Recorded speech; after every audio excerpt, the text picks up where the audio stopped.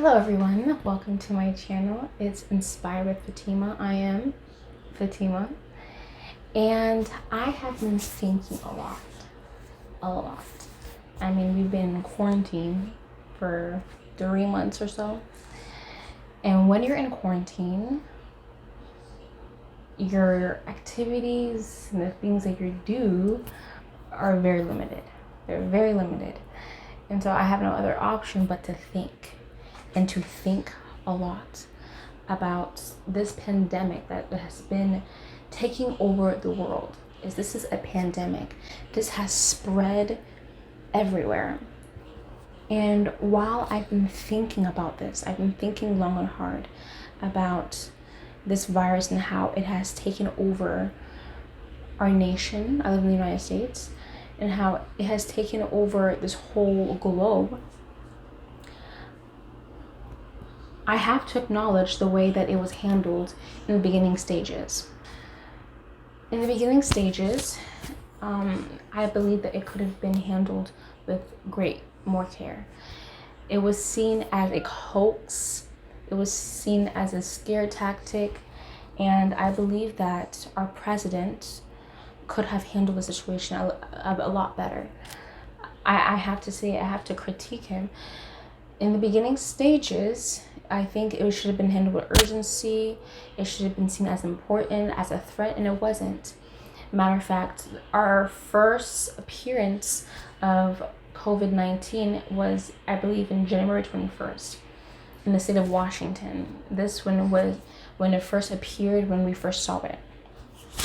It was on the 29th of January that our government formed a task force. And for those who do not know what that is, a task force is basically like a committee. It's a committee that is formed to understand what's going on in the public. Is this a problem? Should this be dealt with? And if it is dealt with, then how do we go about it? That was informed into 8 days later. Moving on to the 31st of January, Congress signs a bill that funds vaccines and treatments. So we have Congress on board on the 31st.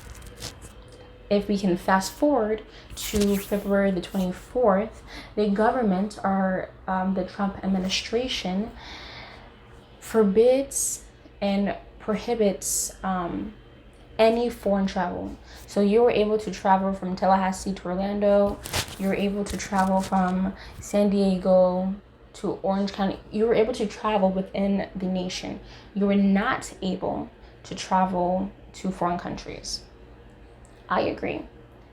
However, it wasn't until March the 6th that the Trump administration and our White House gave the okay for people to go ahead and do testing.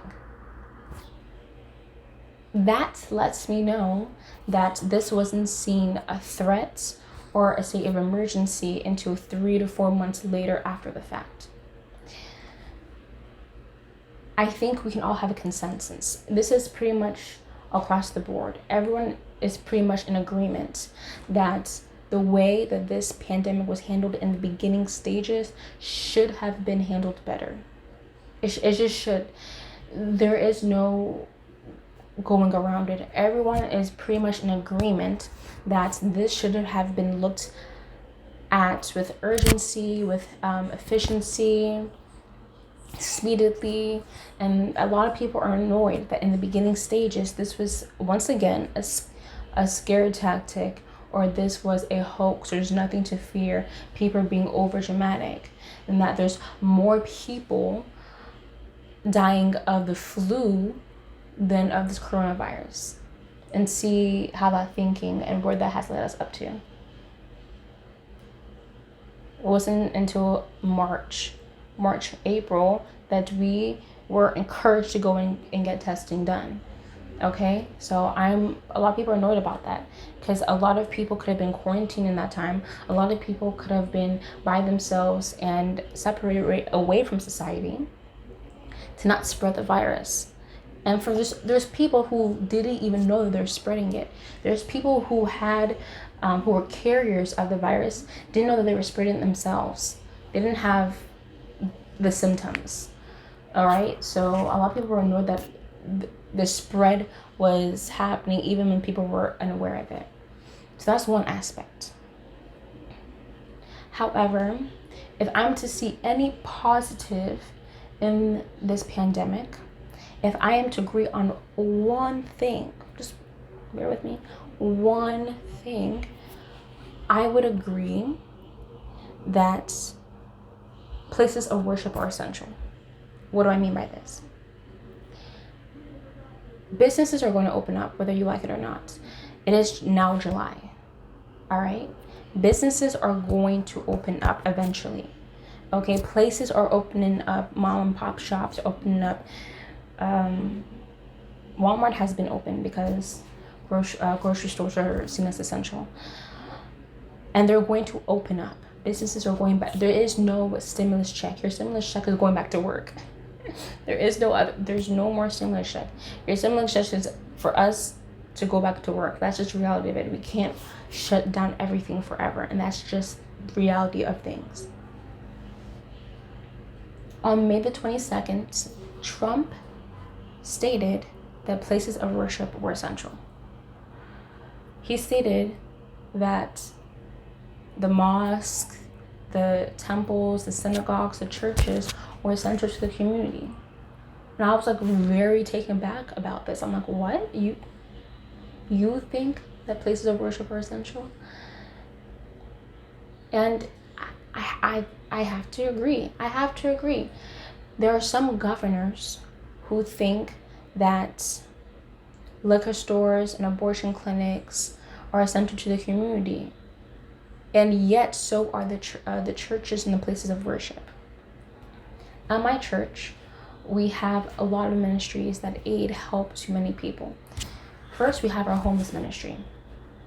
Our homeless ministry, we give out food, masks, water to people who are homeless in the streets. We also have a mentorship groups. We have youth ministry.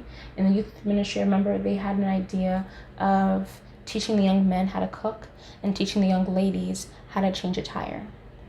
Both skills are needed for survival in life. And I like the fact that they taught skills not based on gender. They said, men, you need to learn how to cook. Young men, you need to learn how to cook for yourselves. All right? If you get married, that's a different story. Right now, you're single. You need to learn how to cook. Young ladies, all of y'all drive a car, right? All of you guys need to know how to take care of your car. That's essential. So we have mentorship, we have youth ministries, we have homeless ministries. This is not really a ministry, but that is out of just loving people. If a minister or a pastor finds out that you are struggling financially, they will go into the church fund and help you out with a couple bills or two, and then they're not going to allow their people, to be suffering like that, especially when they know that they can create a solution for them. We also have, we do give out groceries. We give out fresh produce, I believe, every Tuesday. And we also give out bread every Sunday. Also, if we find out that you're struggling with groceries, we will create some type of funds and we will go out, do grocery shopping for you and give it to you if you find out that you're low on groceries. What else? We have marriage counseling, we have therapy sessions, we have counseling for our young people. I remember one time we even have an evangelism team, and we also did missionary work for the young people. And for the young people, they went out to an orphanage and they gave out school supplies, money, clothes, things of that nature. The list can go on and on and on and on and on. And I say this to point out that places of worship, they do help their own. They help out people in their community. I'm not saying everyone's perfect in these temples and in these synagogues and in these churches and in these mosques, etc. I'm not saying that. There are going to be bad apples everywhere you go. There is no getting around that. There just isn't. But they're trying. They're putting in some effort to aid and usher a solution to their community. And that's something that should not be taken away. That is something to relieve the situation, especially in the environment that we are in right now. That is a good thing. And I'm surprised in a good way. I'm fairly surprised that our president has acknowledged and places of worship are just as important as opening a liquor store. I have to agree. I'm getting to the point in my life, as I'm in this quarantine, I'm reading books, I'm reading articles, news articles, I'm watching videos. I'm getting to the point where I no longer want to assess. I'm gonna get a lot of trouble for this, but I no longer want to assess a administration based if I like you. If that makes sense. I'm trying to separate how I feel from a person's administration.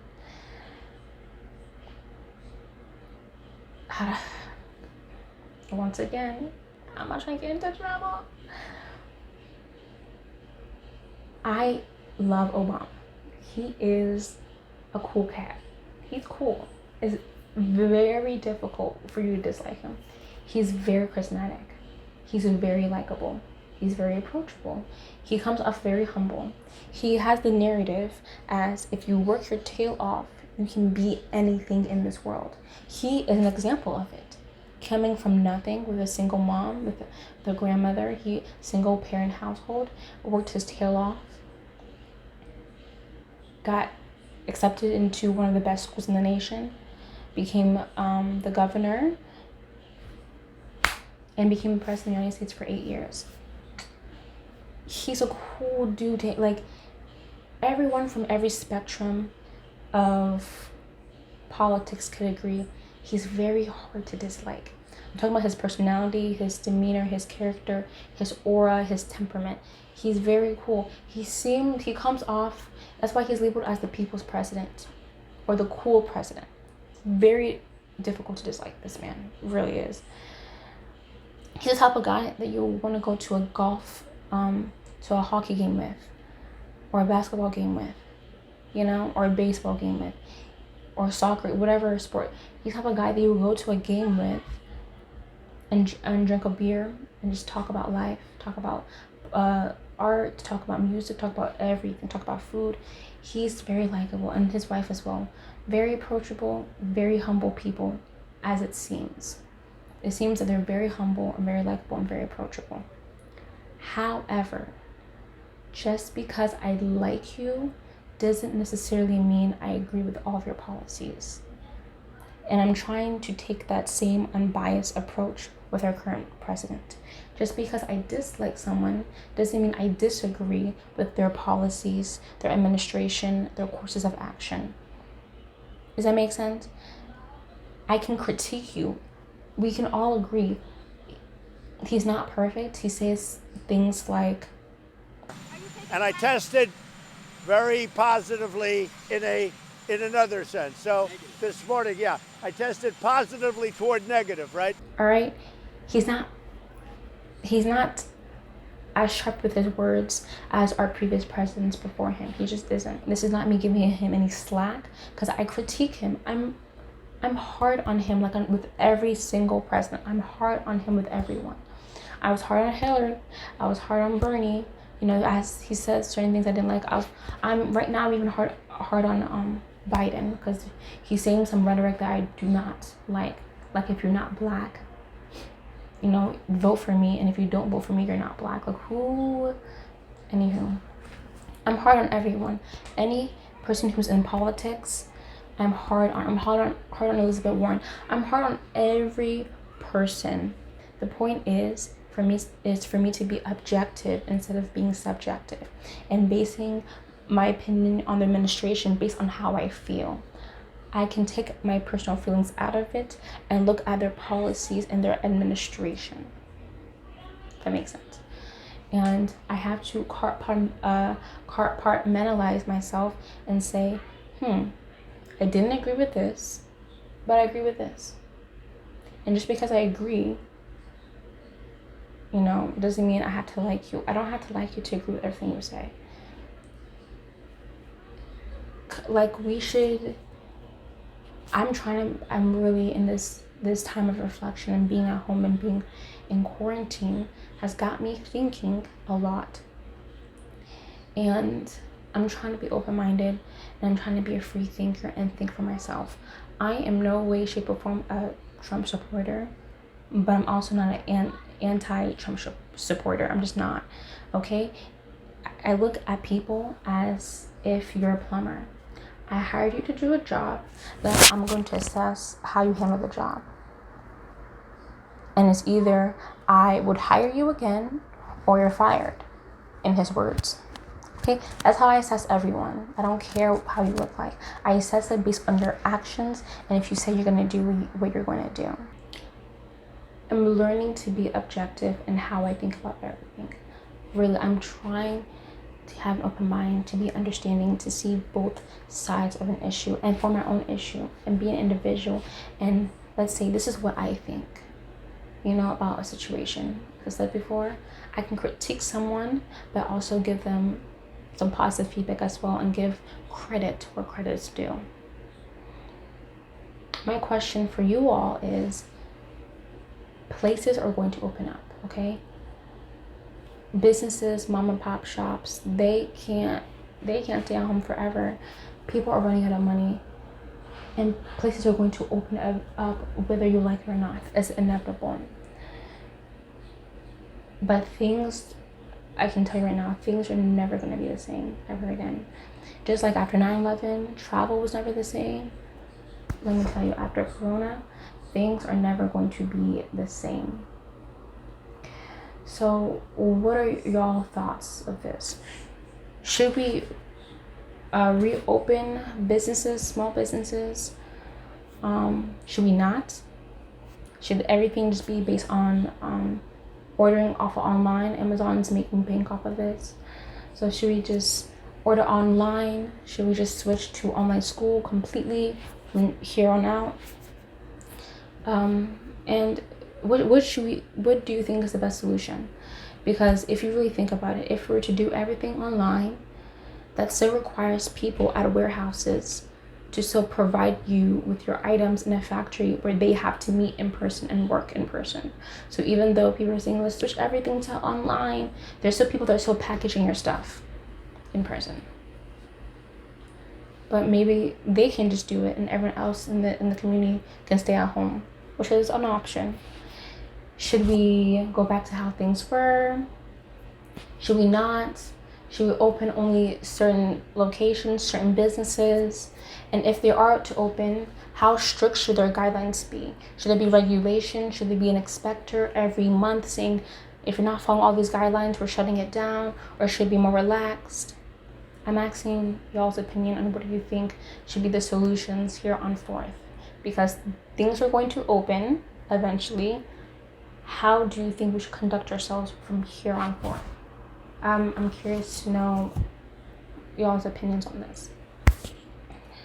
Don't forget to like, comment, subscribe. And I'm willing to hear a different opinion, always. But let's be respectful in the comment section, honestly. I love conversation, but respectful conversation. I like even better. Alright, y'all. It's been nice talking to you. Peace, love, respect.